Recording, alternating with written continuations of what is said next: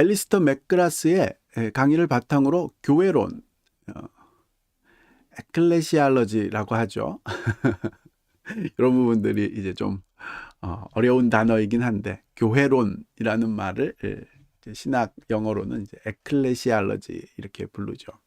이에 대한 내용을 한국어로 요약하면 다음과 같습니다. 1. 교회의 정의와 목적. 교회는 신약 성경에서 두 가지 방식으로 사용됩니다. 1. 지역교회, 로컬 처치. 2. 보편교회, 유니버셜 처치. 고린도나 빌립보 등 특정 지역에 있는 신자들의 집합체, 우리가 흔히 보는 교회들을 이제 로컬 처치, 지역교회라고 부르고, 모든 기독교 신자의 전체 공동체, 말하자면 모든 인간들의 전체를 인류라고 부르듯이 믿는 사람들, 기독교 신앙을 갖고 있는 사람들 전체를 교회다 이렇게 부른다라는 뜻인 거죠. 많은 신학자들은 보편적 교회가 지역교회 안에 구현된다고 보며 지역교회들이 한 뿌리를 공유한다고 설명합니다. 그러니까 이제 우리가 흔히 보는 그런 지역교회들은 이런 보편적 교회의 일부분으로서 그 보편적 교회를 드러내는 그런 역할을 하는 것이다. 이런 뜻인 거죠. 존 칼빈의 가시적 교회와 비가시적 교회. 존 칼빈은 가시적 교회와 비가시적 교회를 구분했습니다. 가시적 교회, 세상에 존재하는 현실적 교회로 성도와 죄인이 혼재한 공동체. 말하자면 지역교회의 모습을 가시적 교회라고 하는 거죠. 비가시적 교회, 모든 시대의 성도들로 이루어진 하늘의 공동체. 이거는 이제 보편적 교회를 의미하는 거고요. 그러니까 이제 지역교회와 보편적 교회를 존 칼빈은 가시적 교회와 비가시적 교회 이렇게 나눴다. 이건 꼭 굳이 설명을 했어야 되나 싶으네요. 교회 분열에 대한 신학적 접근. 기독교 교회의 다양성과 분열에 대해 네 가지 주요 관점이 있습니다. 1. 하나님의 참된 교회만 존재. 로마 가톨릭 교회는 제2차 바티칸 공의회 이전까지 자신들만이 참된 교회라고 주장했으나 이후 다른 교회들을 분리된 형제로 인정했습니다. 가톨릭에서는 가톨릭만이 진정한 참된 교회다 이렇게만 생각했는데 2차 바티칸 공의회 이후에 이 부분에 대한 입장을 바꿨다. 이 이상적 교회와 현실 교회 구분. 이상적 교회는 하나님의 뜻을 반영하는 교회며 현실 교회는 이를 부분적으로 반영한다. 그래서 이런 설명들이 어떤 의미가 있는지는 잘 모르겠는데 말하자면 지역교회가 완벽한 교회는 아니다 이 말을 하고 싶은 거죠. 종말론적 접근. 현재의 교회 분열은 임시적이며 종말의 모든 신자가 하나로 통합될 것이다. 그렇죠? 그러니까 현재의 지역교회 모습, 분열되어 있고 막 서로 싸우고 하는 그런 교회는 일시적인 모습이며 종말이 되면 보편적 교회가 드러날 것이다. 이런 말인 거죠. 생물학적 접근. 다양한 교회들을 하나의 나무에서 나온 가지로 보고 그 뿌리는 모두 그리스도임을 강조한다.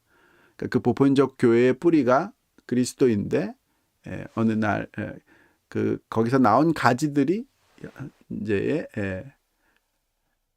지역교회의 모습이다. 글쎄요. 좋은 표현이 될 수 있을지는 잘 모르겠네요. 그러면은 예수님의 뿌리가 나쁜 가지들도 만들어낸 그런 모습처럼 느껴지니까 하여튼 비유적으로 그렇게 이해를 하고 있는 거죠. 거룩한 교회 논쟁. 그래서 누가 진짜 교회냐? 이 부분에 대해서 이제 역사적으로 논쟁이 많이 있어 왔던 건 사실이죠. 4세기 초 도나투스 논쟁에서 교회 지도자의 도덕적 순결성이 논의되었습니다. 도나투스주의, 교회는 성도들로만 이루어져야 하며 지도자는 도덕적으로 순결해야 한다고 주장했다. 아우구스티누스의 반박, 교회는 혼합체로 성도와 죄인이 함께 존재하는 것. 예수님의 가라지와 밀 비유를 인용하며 교회는 이 세상에서 성도와 죄인이 함께 있지만 최종 심판에서 분리될 것이라고 설명. 성례전은 집례자의 거룩함이 아니라 그리스도의 약속에 의해 효력을 가진다고 얘기했다. 이 부분은 어제 어거스틴이 이 도나투스주의자들과 굉장한 논쟁을 벌였죠. 그래서 이 부분은 아직도 사람들의 마음속에 굉장한 논쟁점이 된다고 보여지는데, 우리 주변의 교회들의 모습을 보면서 거룩하지 못하고 교회 같지 않은 모습들을 많이 보니까 대부분의 교회들은 다 진짜 교회가 아니고 우리만 진짜 교회다라고 생각했던 도나투스 주의자들이 있었죠. 그런데 어거스틴이라는 사람이, 그런 도나투스 주의자는 정말로 교회를 세우려는 사람이라기보다는 말하자면 자기 잘난 체 하는 그런 모습이다. 이렇게 우리가 현실 속에서 갖고 있는 그런 연약한 모습들이 있을 수 있음을 인정하고, 그 연약한 모습들이 언젠가 하나님이 오실 때 심판에서 분리되고 또는 또 새롭게 되는 그런 면이 있을 것이다. 이렇게 이해해야 된다. 이런 이야기를 한 거죠. 글쎄요. 하여튼 뭐 이런 부분들은 예나 지금이나 아직도 굉장히 똑같은 그런 모습을 어느 정도는 갖고 있는 거죠. 교회의 거룩함. 아우구스티누스는 교회의 거룩함이 그 구성원이 아니라 그리스도로부터 오는 것이라고 주장했습니다. 교회는 그리스도에 의해 성화되며 그 거룩함은 최후 심판 때 완전히 실현될 것입니다.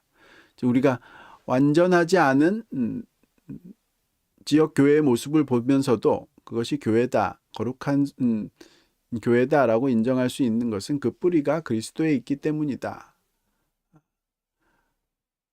이것이 이제 어거스틴식의 이해였다, 이런 거죠. 교회론의 현대적 논의. 20세기 교회론은 하나님 말씀에 의해 교회가 형성된다는 점을 강조하며 교회의 사명과 순결성에 대한 논의가 이루어졌습니다. 2차 바티칸 공의회에서는 교회의 사역과 공동체 역할에 대해 중요한 신학적 관점을 제시했습니다.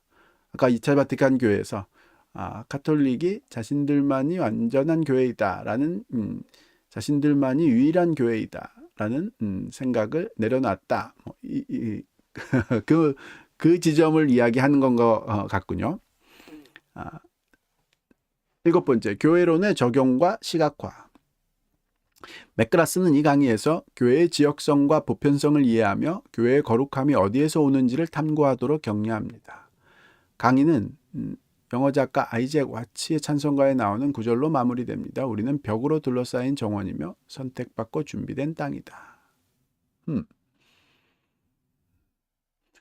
하여튼 맥그라스가 하고 싶은 말은, 제가 보기에는 이 교회론이 이 강의에서는 크게 중요한다기보다는 우리가 현실에서 보여지는 지역 교회의 연약한 모습, 완전하지 못한 모습, 때로는 거룩하지 않은 모습들이 드러나는 모습을 보고 어떻게 판단해야 되느냐. 옛날 도나투스주의자들처럼 저런 건 다 교회가 아니다, 이렇게 판단을 해야 되느냐.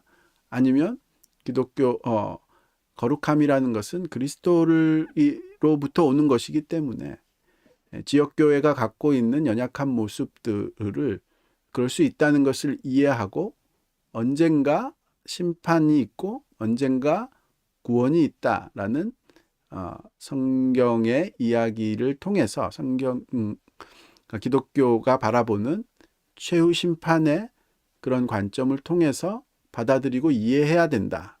이런 뜻인 것 같으네요. 이 말을 이렇게 길게 할 필요가 있을까 싶기는 한데, 솔직히 초반부보다는 이 후반부 강의들은 조금 뭐라고 하나요? 내용적인 면에서 그렇게 깊이 있지는 않지 않나, 이렇게 보여지네요. 기초적인 내용들을 설명하려고 하는 거기 때문에 그럴 수는 있겠죠. 말하자면은 성령님은 상징적으로 원래 표현이 되어 있었다. 또 삼위일체는 신비다. 지역교회에 안 좋은 모습들이 있지만 결국은 최후 심판 때 좋은 교회로 이제 거듭날 것이다. 이런 식의 이야기니까 그렇게 어떤 깊이 있는 내용을 설명하려는 그런 강의는 아니지 않나, 그렇게 보여지긴 하네요. 결론을 읽고 일단 마무리를 해보죠. 이 강의는 교회의 본질, 목적, 거룩함에 대한 이해를 돕는 기초적인 틀을 제공합니다.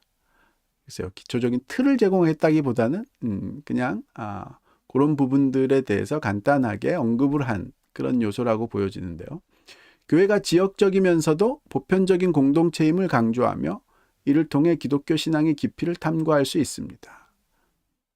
예? 그렇군요.